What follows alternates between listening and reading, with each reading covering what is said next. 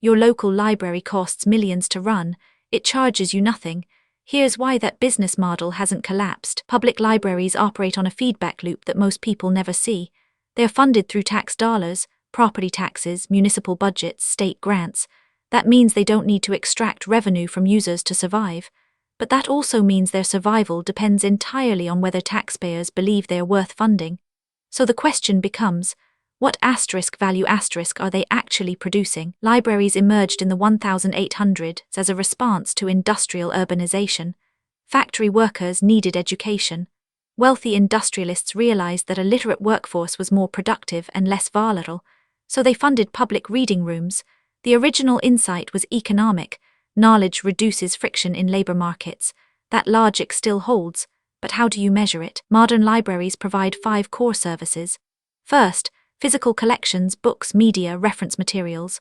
Second, digital access, databases, ebooks, streaming services that libraries negotiate bulk licenses for. Third, programming, literacy classes, job training, children's education. Fourth, community space, free Wi-Fi, quiet study areas, meeting rooms.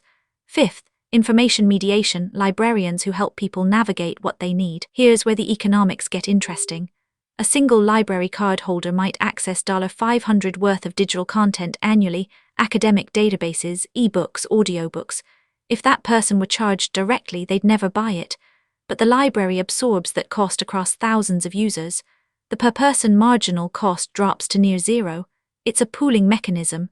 Risk is distributed, but libraries face a sustainability crisis that was predictable a decade ago. Digital content licensing is rising.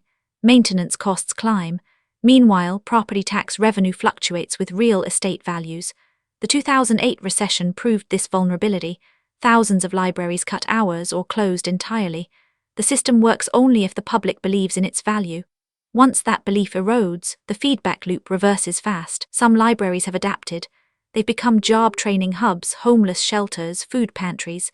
They've leaned into the one service government can't easily monetize, community infrastructure. They're betting that if they are essential to survival, not just literacy, funding becomes politically harder to cut. The real economic value of libraries is hard to quantify because it's distributed across society, not captured by the library itself. A kid who learns to read in a library program might earn an extra $300,000 over a lifetime. The employer benefits, society benefits. The library sees none of that return. It's a pure public good, benefits spread widely, costs concentrated. That's why they'll always need tax funding. So why hasn't the library model collapsed? Because the alternative, a fully privatized information system, is worse.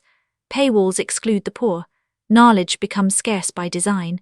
The feedback loop of the public library isn't perfect, but it's more stable than the myth of the market solving everything. Libraries persist because the cost of losing them is higher than funding them. This video is for educational and informational purposes only and is not financial advice. Always do your own research. Subscribe for weekly breakdowns of the economic systems you interact with daily, the ones nobody explains. This video is for educational and informational purposes only and is not financial advice. Always do your own research.